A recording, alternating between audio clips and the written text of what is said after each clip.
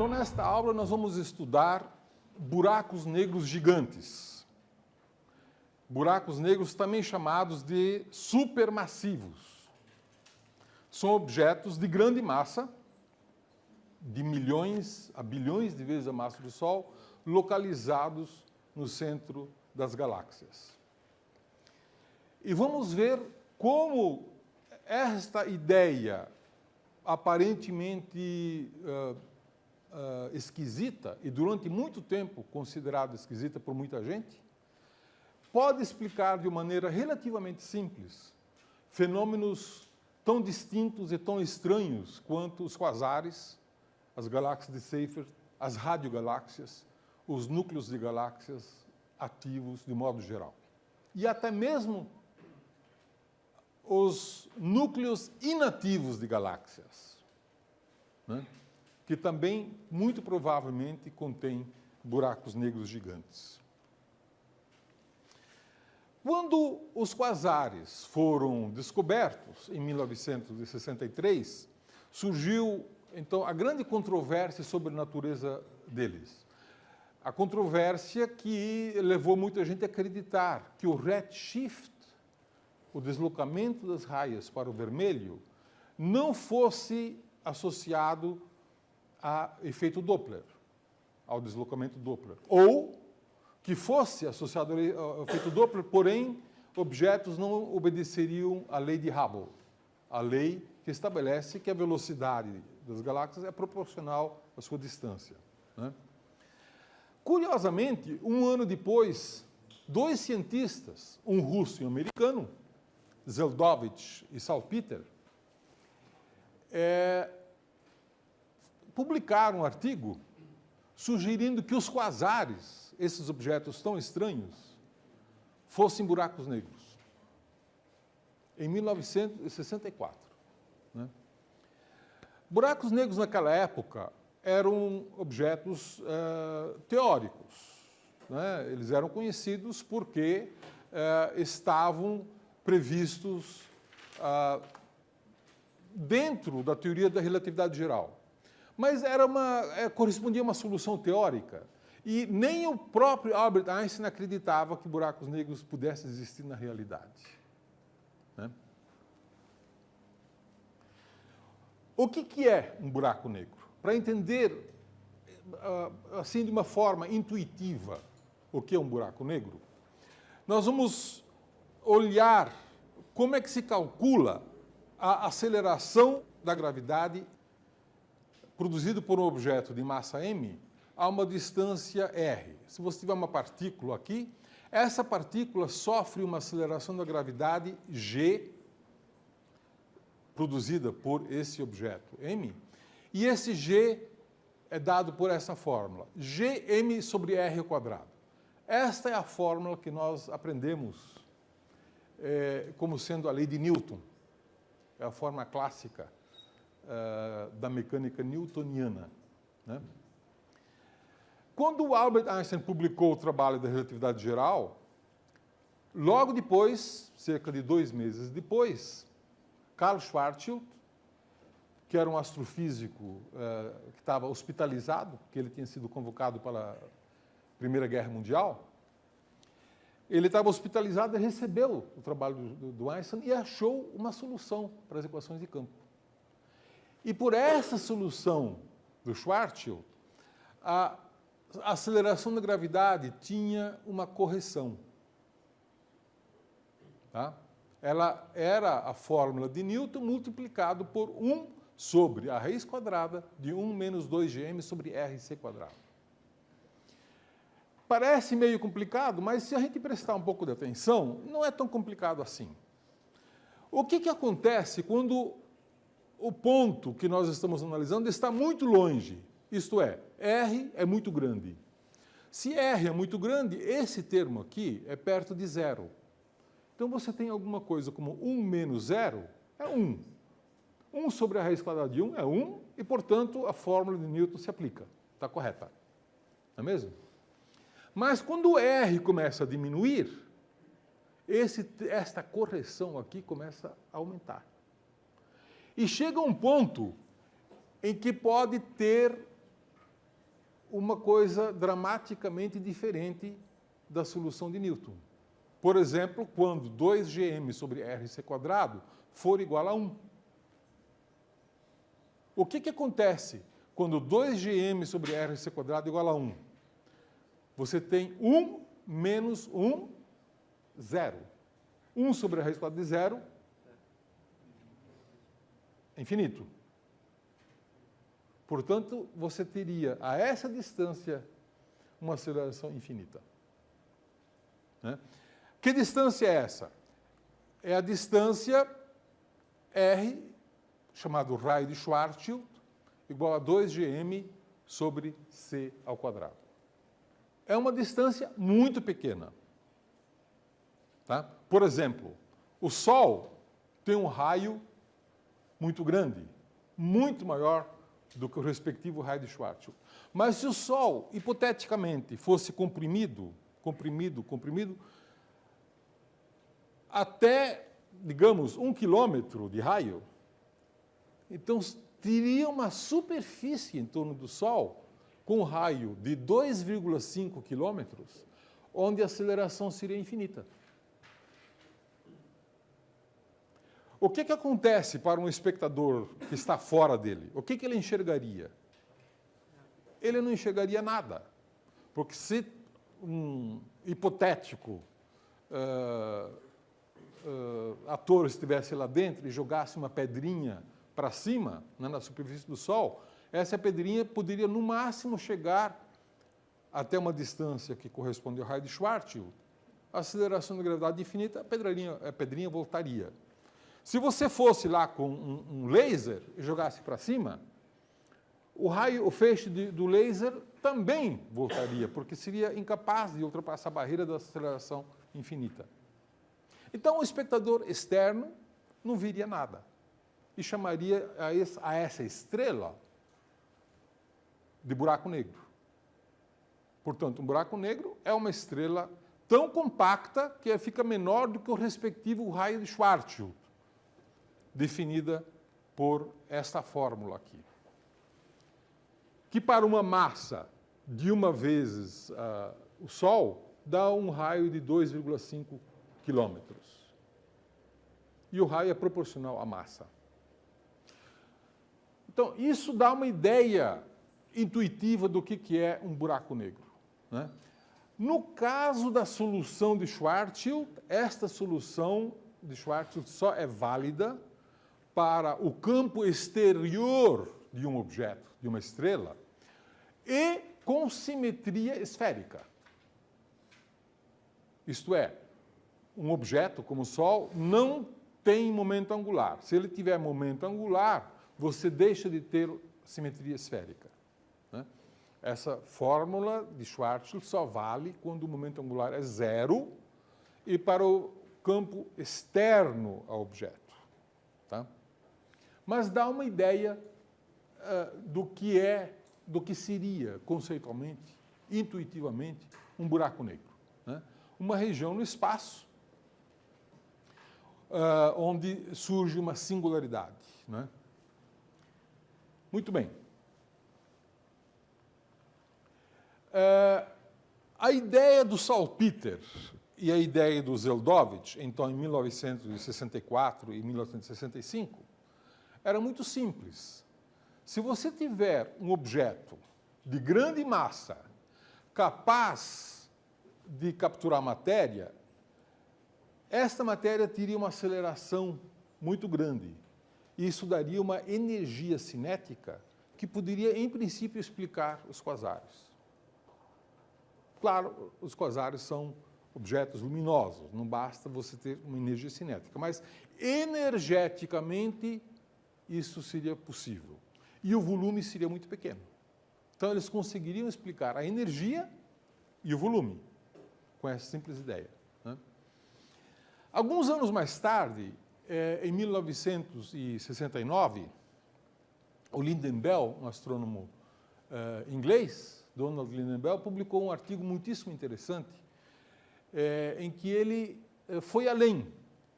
Ele dizia que, se os quasares estão associados a buracos negros, então é possível que todas as galáxias no nosso universo local possam ter, eventualmente, um buraco negro desativado, morto, né? No seu núcleo. Tá certo? Que no passado, esse buraco negro capturava muito matéria e era um quasar. Mas depois, com o tempo, a matéria foi diminuindo e o buraco negro passou a ser inativo. E poderiam existir buracos negros no centro das galáxias, né?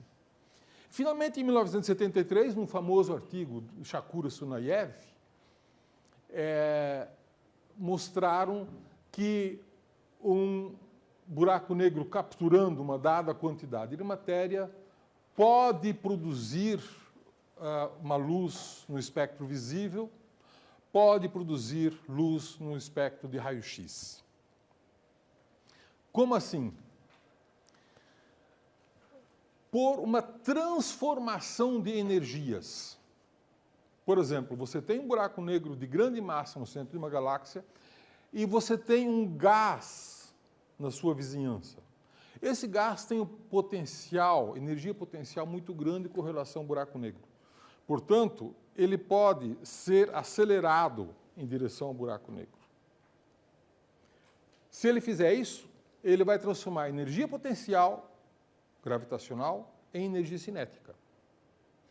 Mas, se esse gás tiver momento angular, ele vai formar um disco, ele não vai cair radialmente, ele vai formar um disco. Esse disco vai ter órbitas mais lentas do lado de fora, órbitas mais rápidas do lado de dentro. Então, órbitas podem ter velocidade diferente e criar viscosidade. Viscosidade em órbitas muito elevadas vai aquecer o disco.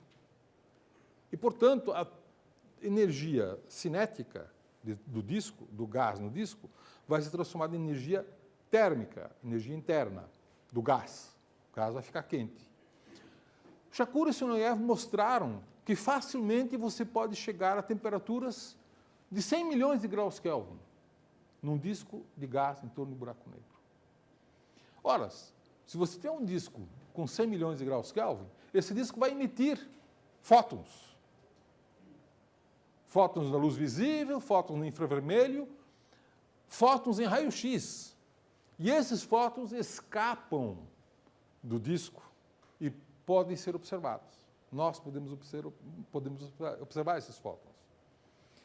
É o disco, é o gás do disco que está caindo, que está emitindo os fótons, não é o buraco negro. O gás emite os fótons antes de o gás cair por dentro do buraco negro. Então, é a vizinhança do buraco negro, é o gás espiralando para dentro que está emitindo os fótons. E nós podemos observar, então, esses fótons para caracterizar o buraco negro. Por exemplo, para calcular a sua massa e para calcular o seu momento angular, o quanto que esse buraco negro está girando. Pois não, uma pergunta. Bom, nós não sabemos ao certo se todos os tipos de galáxias têm buracos negros supermassivos, gigantes, né? O que nós sabemos nesse momento, os recenseamentos de buracos negros, é uma coisa que ainda está ocorrendo. Eu e o meu grupo de estudantes, de orientados, nós trabalhamos nisso. Recenseamento de buracos negros no centro das galáxias, né? Então, o que nós sabemos é que nas galáxias de maior massa, que em geral são elípticas ou S0, é quase certo que você tem um buraco negro supermassivo. Porém, nas galáxias de massa menor, como por exemplo uma galáxia SC, o recenseamento é menos preciso. Tá certo? É mais difícil de fazer. Por razões técnicas. É mais difícil de saber. Então, nós não temos tanta certeza assim. Tá? Então, depende muito da massa da galáxia. O grau de certeza que nós temos depende muito Mas, toda a galáxia que foi muito bem estudada mostra, de alguma maneira, evidência de ter um buraco negro, né? Essa é uma regra. Eu mencionei que a solução de Schwarzschild das equações de campo supõe que você tenha objetos com simetria esférica. Isto é, objetos que não estão girando. Portanto, tem momento angular zero.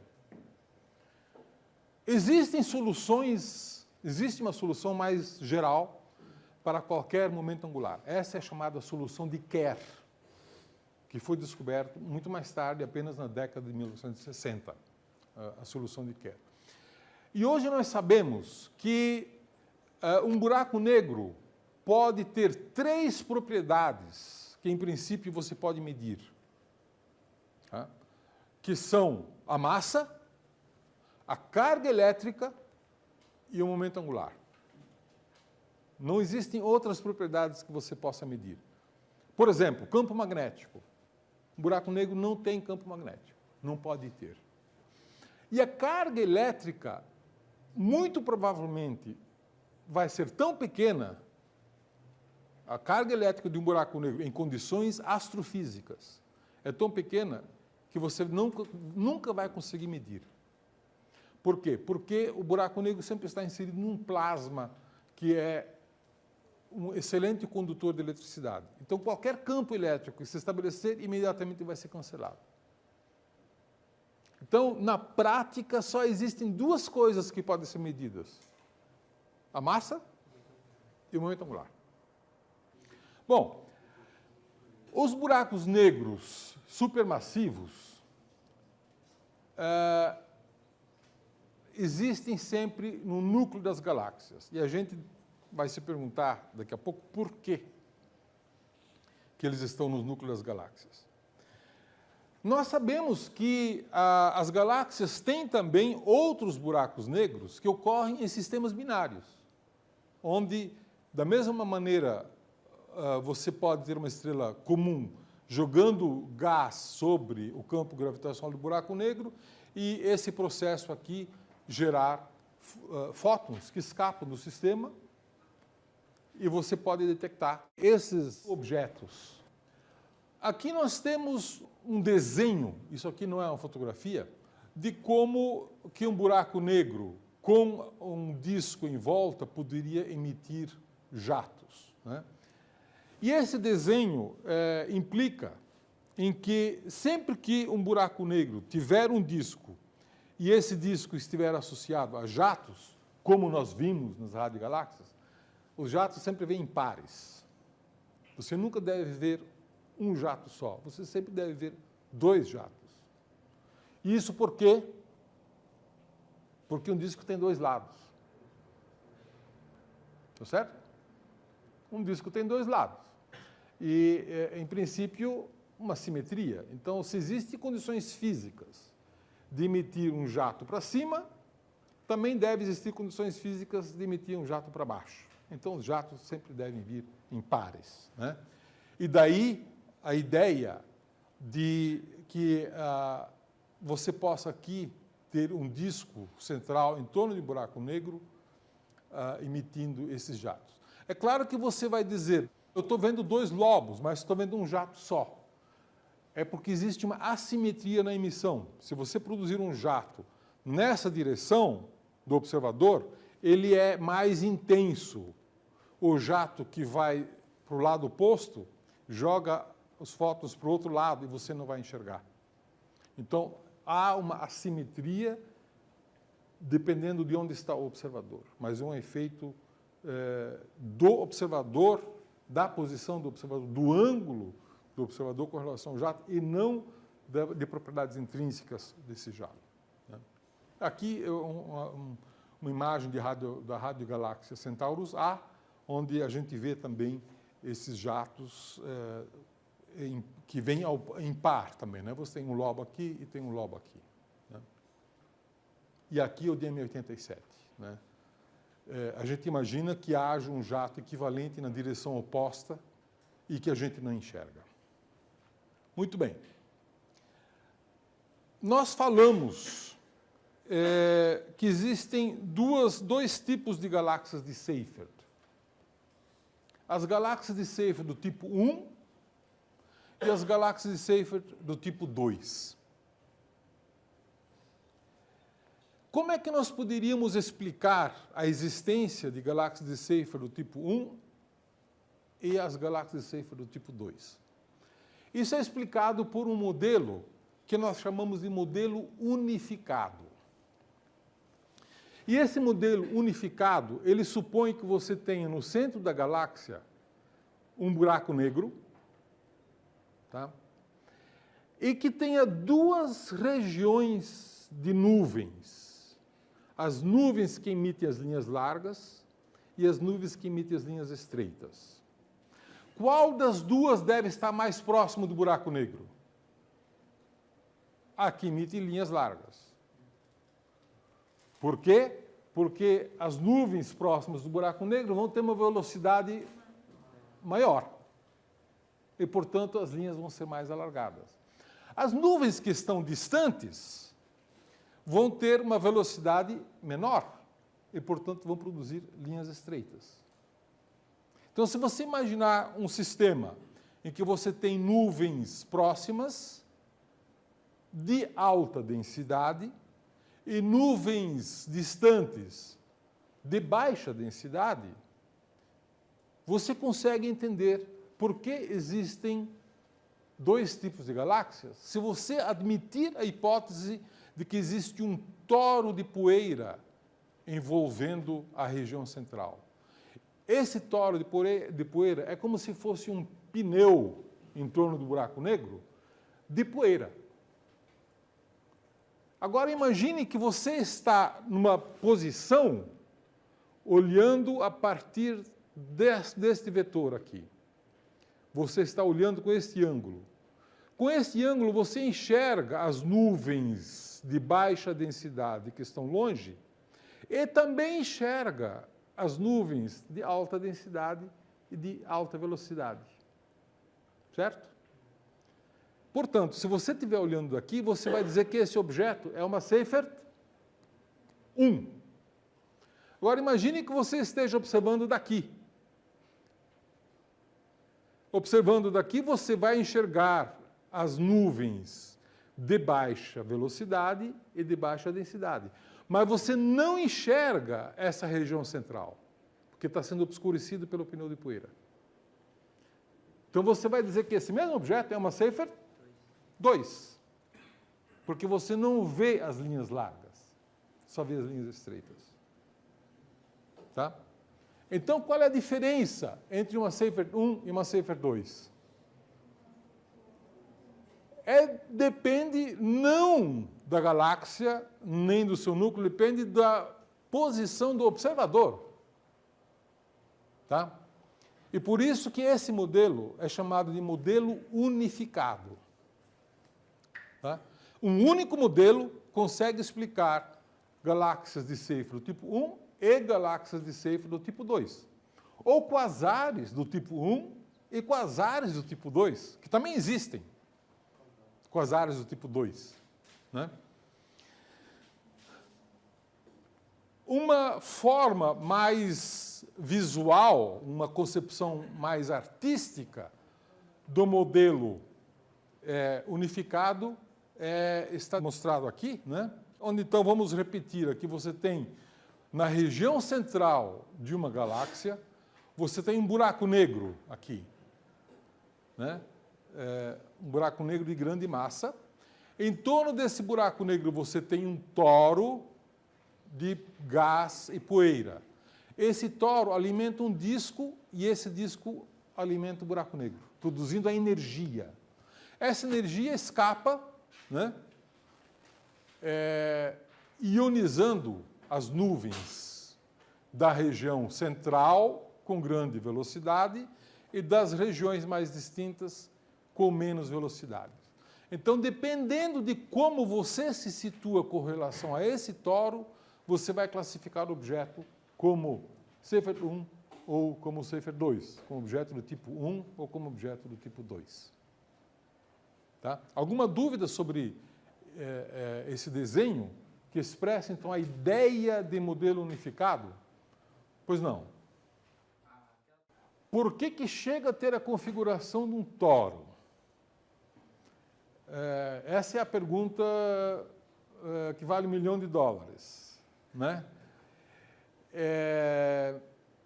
Até mais, né? Já se gastou muito mais do que isso construindo telescópios para tentar responder essa pergunta, né? De qualquer maneira, a ideia que se tem atualmente é que se você tem um buraco negro no centro, se esse buraco negro não tem gás na sua vizinhança, ele vai ser inativo, ele não vai brilhar. Se você tiver gás na vizinhança, ele vai capturar esse gás. Tá? E esse gás, quando está distante, ele vai estar sob forma de moléculas de hidrogênio e de poeira. Tá? E ele tem um movimento provavelmente circular em torno do buraco negro, mas também tem movimentos perpendiculares, porque ele tem uma certa temperatura e tem uma certa turbulência perpendicular. Então, ele pode ter uma certa espessura. Quando ele chega muito perto, tá, a poeira se aquece. A poeira é aquecida. E quando a poeira passa de 1.500 graus centígrados, a poeira sublima. Ela desaparece. Tá? Então, quando você se avizinha do buraco negro, você já não tem mais poeira. Esse toro torna-se transparente. É como se o toro desaparecesse. Tá? Porque a poeira sublimou, porque ficou muito quente. Né? No entanto, ele será capaz, esse gás, então, será capaz de produzir esse disco que vai espiralando para dentro. E aí é que é produzido o grosso da energia. Né? E parte dessa energia, então, acaba sendo reabsorvida pela poeira do toro e acaba até destruindo a poeira desse toro. Né? Com esse modelo unificado, que conceitualmente parece até uma coisa muito simples, né? Você tem poucos elementos. Vamos ver. Você tem um buraco negro capturando gás, um toro de poeira, uma região de nuvens de linhas largas e uma região de nuvens de linhas estreitas. Isso basicamente explica todas as características de um quasar e todas as características do núcleo ativo de galáxia. Né? E o fato de ser do tipo 1 ou ser do tipo 2 não depende do objeto, depende de onde você está olhando, onde você está situado. Tá? E como os objetos estão, de uma certa maneira, orientados aleatoriamente no universo, você vai ter uma fração de objetos do tipo 1 e uma fração de objetos do tipo 2. Vamos dizer, meio a meio. Não é exatamente meio a meio, mas, enfim, é uma questão probabilística, né? Que depende um pouco da geometria dos objetos, né?